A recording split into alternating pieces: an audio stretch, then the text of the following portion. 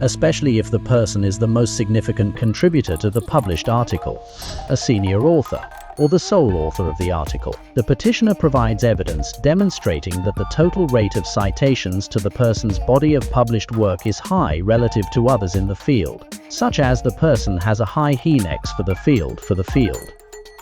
Depending on the field and the comparative data the petitioner provides, such evidence may indicate a person's high overall standing, for the purpose of demonstrating that the person is among the small percentage at the top of the field.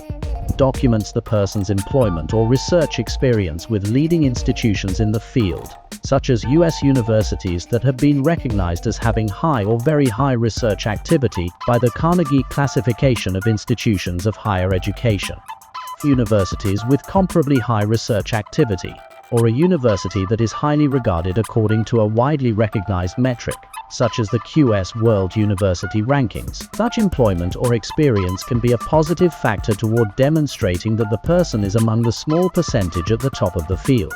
The record establishes that the person has received unsolicited invitations to speak or present research at nationally or internationally recognized conferences in the field. This type of invitation is generally indicative of a person's high standing and recognition for achievements in the field. And the record establishes that the person is named as an investigator, scientist, or researcher on a peer-reviewed and competitively funded US government grant or stipend for STEM research. This type of evidence can be a positive factor indicating a person is among the small percentage at the top of the person's field. In all cases, the petitioner must provide sufficient context regarding the above evidence and considerations to demonstrate that the evidence meets the relevant criteria, and to establish the person's extraordinary ability in the totality of the circumstances. This means that the petitioner must explain the significance of the submitted evidence, and how it demonstrates that the person has achieved sustained national or international acclaim and recognition in their field of expertise. While a person may be stronger in one particular evidentiary area than in others, the totality of the evidence must establish that the person is extraordinary.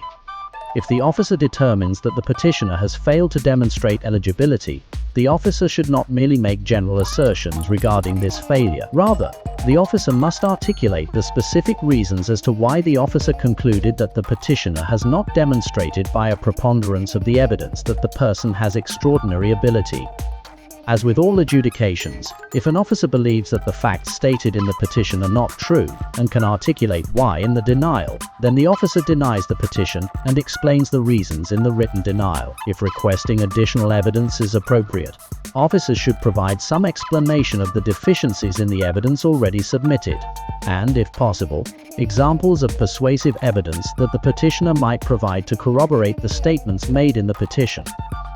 One of the important things to keep in mind is the importance of this first step, at least. If a petitioner has submitted evidence that the petitioner believes establishes the person's extraordinary ability, merely restating the evidentiary requirements, or stating that the evidence submitted is insufficient, does not clarify to the petitioner how to overcome the deficiencies.